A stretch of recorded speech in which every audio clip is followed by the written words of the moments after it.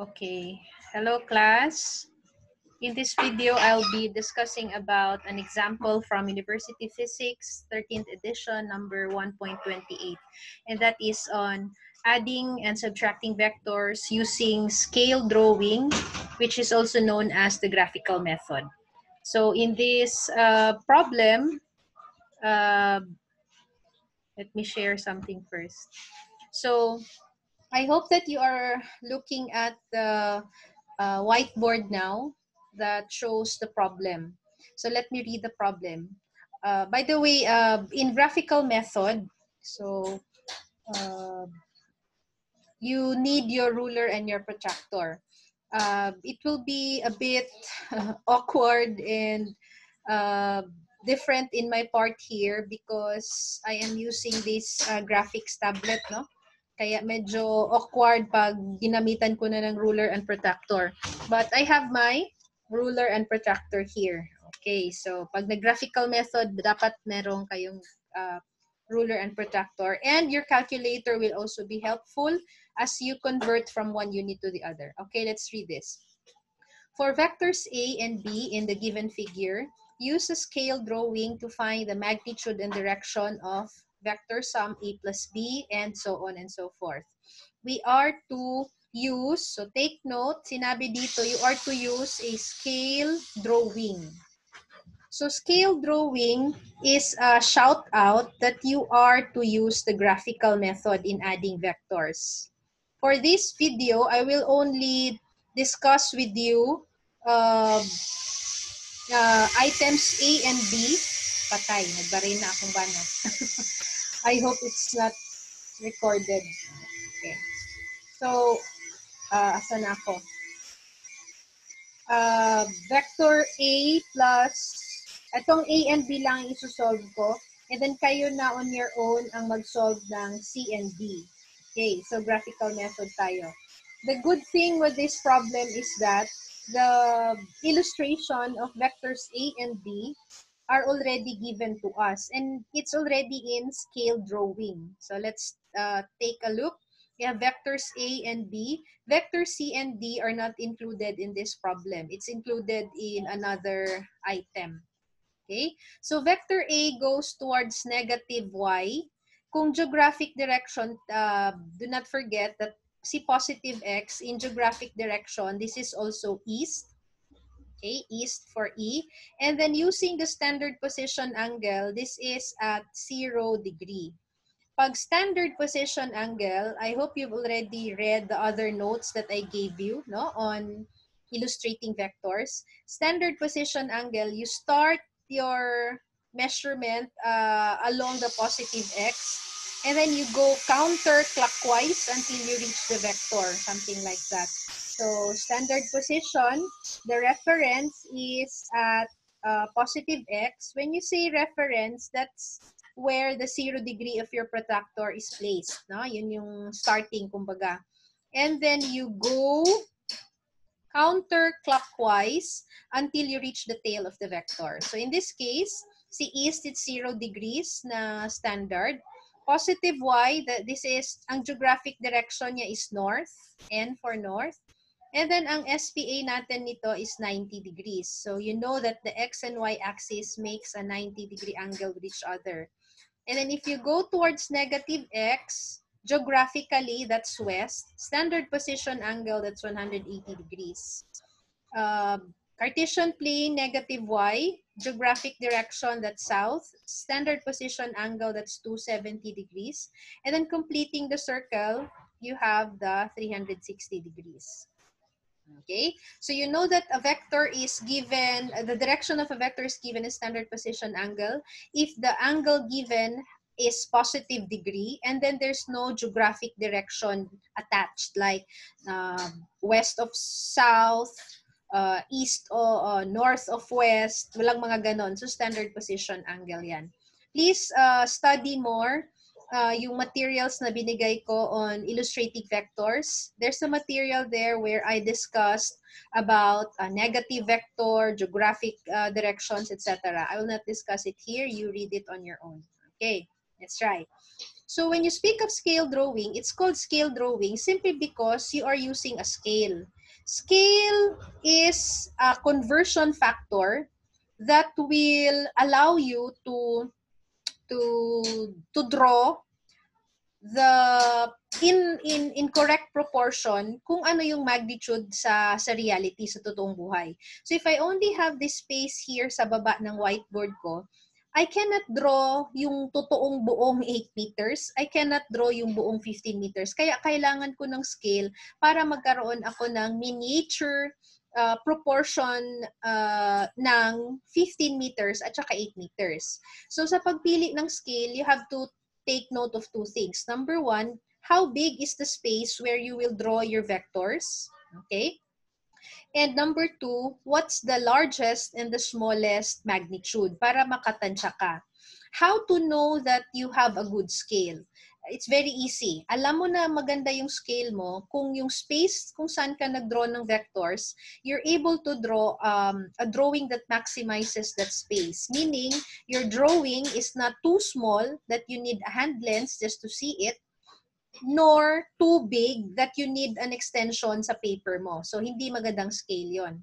Okay? So, in this case, nakikita ko dito, maganda na yung scale na ginamit ng author. Ang ginamit niya dito is 1 centimeter is equivalent to 4 meters. Ayan. So, ito ngayon yung conversion factor natin. So that, pag sketch ko na si vector A, ganito lang siya. Mag-convert ka lang. So, you have the absolute value symbol. That's the symbol for magnitude. So, the magnitude of vector A, you just write the original value. It's 8 meters with the original unit. And then, of course, pag convert ka, you just multiply it by the conversion factor. Ang conversion factor mo, yung scale na pinili mo. So, you put 4 meters dito sa baba para mag-cancel si M. Uy, buot-buot na naman itong si. Ayan. Cancel ito. And then, dito sa taas si 1 cm. So, it's just 8 divided by 4. I'll have to sketch exactly 2 centimeters length. Kaya ito, pag mineasure mo itong A, 2 centimeters yan. Okay. What about the length of vector B? The magnitude of B. Ganun pa rin. Mag-ano ka lang. So, it's 15 meters times the conversion factor na scale. It's 4 meters and then 1 cm. Cancel ito, cancel ito. Oops, buot yun siya ba? And this is around 3.75 centimeters. So, pag mag-sketch na ako mamaya, ito na yung actual length na i-draw ko. That's the proportional representation of the real quantity na 15 at saka 8 meters. Okay? So, letter A. Letter A, we are to determine the vector sum of vector A and vector B. Unknown yan. Pwede natin itong tawagin as, wait, kasi nalobat siya. Yan. Pwede nating tawagin ito by another symbol. So let's say vector R for resultant. So si R ang hahanapin natin. Si vector R is the sum. Always remember class na pag nagve-vector sum kayo, and then using a graphical method, you are doing a head to tail illustration. Pag naka-head to tail na yan, i-connect natin yung starting point to the end point. That's the total vector, the resultant. So how do we do this now? Vector addition is commutative. Okay? Commutative. You recall in your math, commutative property, it means that A plus B is just equal to B plus A. So pag nag-head to tail tayo, I can sketch A first and then connect B, or I can sketch B first and then connect A. I'll still have the same answer kasi nga commutative siya. Pero when we go to subtraction and vector product later, si subtraction hindi siya commutative. So, A minus B is not identical with B minus A. Okay? Iba yung direction na ibibigay niya sa'yo. Okay. So, if I decided to sketch muna si A, okay, so mag-project muna ako dito. Kung dito ako banda sa left side mag-sketch, I'll go down and then here. So, pwede. Okay? This is my Cartesian plane, the guide for my vector A. Gagamit ako ng blue. And then, hopefully, mag 2 centimeters ako. Ayan, dito na tayo ngayon. No? Medyo, okay. Oops. Ayan. So, this is now vector A. Pag nag-sketch kayo, you show the arrowhead of the vector and the label of the vector. Okay. From the head of A, you make another small Cartesian plane to guide you in your vector B. So, si vector B is 30 degrees from north, you go east. So, it's east of north. Yan. So, dito ka ngayon, ang origin ng protractor mo, dapat nasa head ni A. So, si 30 ngayon, ang 0, I'll go somewhere here. Yan. And then this should be 375. 375, let's check. Sumobra konti. Okay, bawasan natin konti. Okay, let me check. Nagamay rapod kaayo. Oops, ayan. Okay. Now, when you do graphical method, you have to be accurate in using your ruler and protractor. Kasi pag nagkamali ka sa length ng pag-measure gamit ang ruler mo, nagkamali ka sa angle, mali na gid na imong answer. So, ayan, this is vector B. And then, our resultant now, this is the starting point. The starting point is the tail of the first vector drawn. And then, of course, the end point is the head of the last vector drawn. When you connect this end and last, the resulting vector, ang head niya ngayon nasa end point always. So this is now vector R, where R is equal to A plus B. We just use our ruler once again. So let me use my ruler here. It says it's 2.4 centimeters. So I say here, the magnitude of vector R is, ano yung sabi ko? 2 point. So ito kung gisultinak, 2.4. Okay. 2.4 centimeters. And then we convert this back to the original unit, which is meter, by multiplying it by the scale. This time, si 1 cm sa baba, si 4 meter sa taas. So, makakancel si cm, then I'll have here 9.6. Tama ba? 9.6. 9.6. Now, I'll check the number of significant figures in the given. I have 1, 2, 3. Lahat itong given natin, naka 3 significant figures. So, that is a clue that your final answer should also have 3 significant figures. So, I'll just have to add here 0 para maging 3 significant figures na yan. And that's 9.6 meters. And this is now the magnitude, the how much part. And then for the direction, I'll just use my ruler here. I can either measure the angle between the tail of R and the x-axis, ito. And then I'll call this, let's say, theta. Pwede ko ring i-measure ang angle between the tail of the vector and the y-axis. I'll call this alpha. So according to my protractor, it's around 40 degrees. So si theta is 40 degrees. Therefore, si alpha, to make it 90, it's 50 degrees. So, in my final answer, therefore, symbol natin for therefore, tatlong 0, corner ng triangle. So, that's therefore. Vector R, wala ng absolute value kasi ilalagay ko na si direction. Mag-a-absolute value sign ka lang for magnitude only. So, R here is 9.60 yung meters. And then, pili lang ako sa dalawang direction. Kung mag-standard position angle ako, then I'll declare 40.0 degrees. Ayan. Or, pwede ko ring sabihin 50 degrees, 50.0 degrees.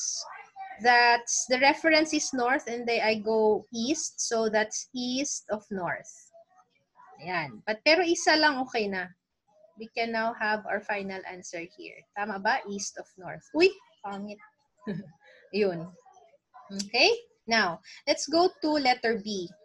Kasi medyo baka mahaba na itong video ko eh. So, si B is vector difference. No? Ayan. So, we have A minus B. Tawagin na natin tong vector na ito as S. Ayan. Okay, and that is unknown. So, the trick here, class, is this. Pag nag-vector subtraction, we can rewrite it and make it into addition, no? Parang sa algebra lang din. So, first step, let's rewrite. Becomes vector A plus negative of vector B. So, di ba similar lang sila? So, yan yung sabihin natin that vector S is also a vector sum of A and the negative of vector B.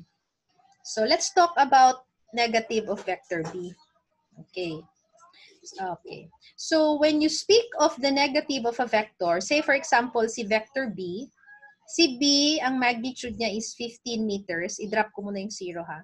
And it goes 30 degrees east of north. Ang negative niya, its magnitude will not change, no? So it's still 15 meters pa rin. Pero the direction of its negative is opposite, making a 180-degree angle if these two vectors are drawn tail to tail. So meaning, i-maintain ko pa rin si 30 degrees, pero I'll go the opposite of east. The opposite of east is what? West? West, okay. And then what's the opposite of north? It's south. So there's no such direction as east of west or west of east, ha? And there's no such direction as north of south or south of north. Wala yung ana. Gulo-gulo kayo. Yan. So if we sketch vector B now, doon sa given natin, I'll use green.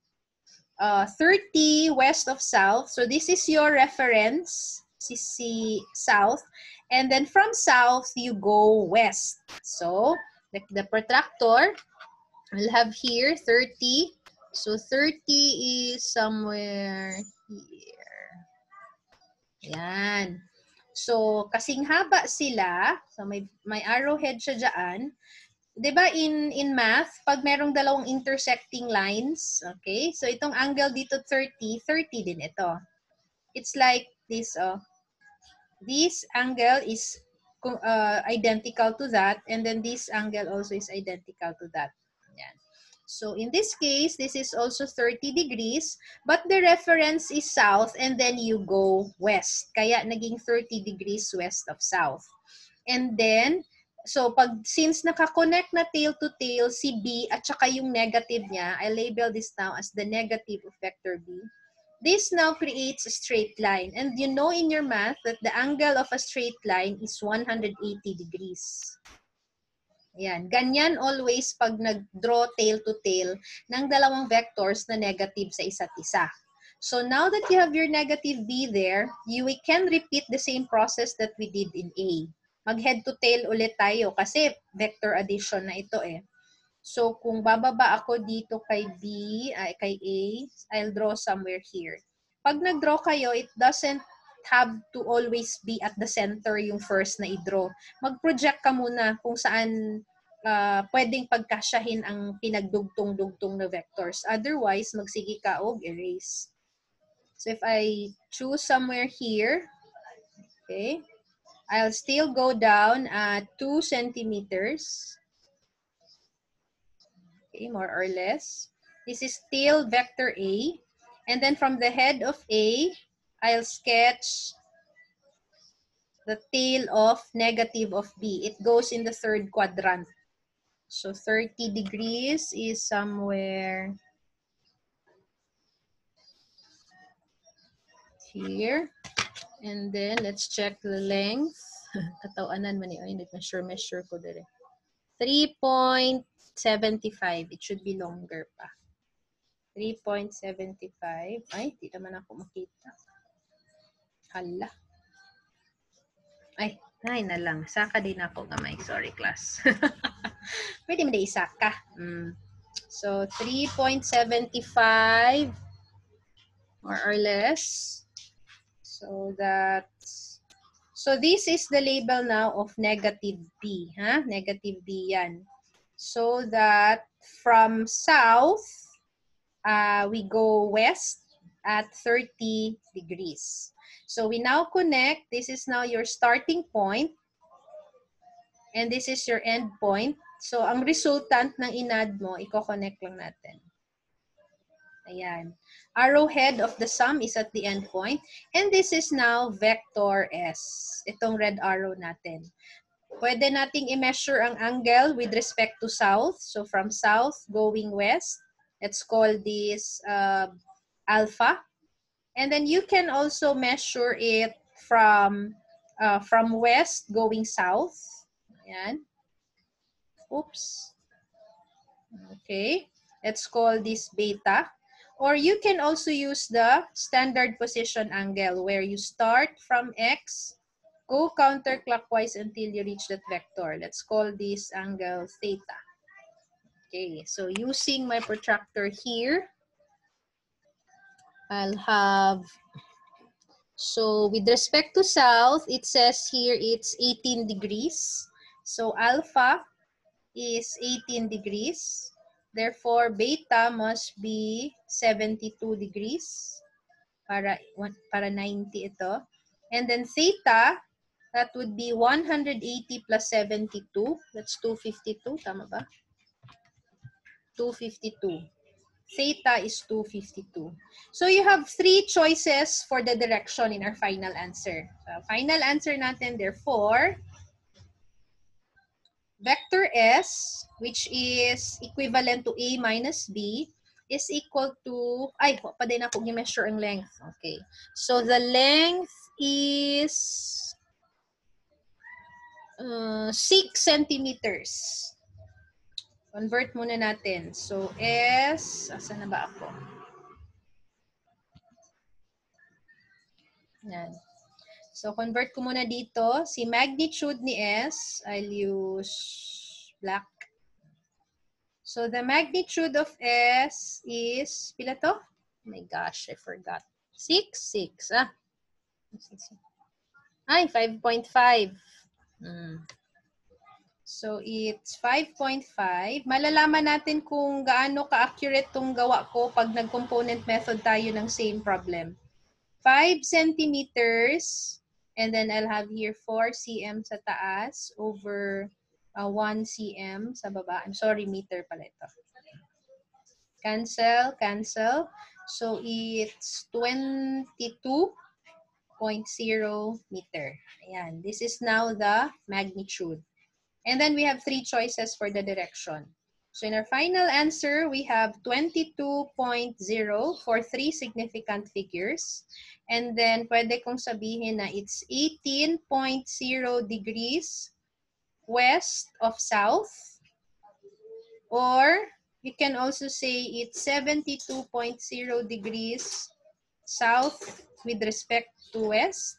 Or you can use the standard position angle na 252 degrees. No more geographic direction. One direction will do. So pwede nang ito na lang ibabox ko. Ayan. Okay?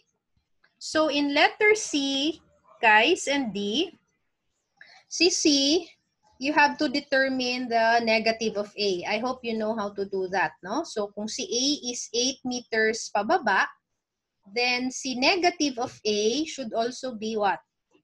It should also be 8 meters pero paakyat. So ito ngayon si negative of vector A. Ayan. And then you just convert this to addition. Convert this to addition. Okay? Sige. Kayo na ang bahala mag-solve niyan. And then in my next video, we will use the same problem, A and B pa rin, but that time we use the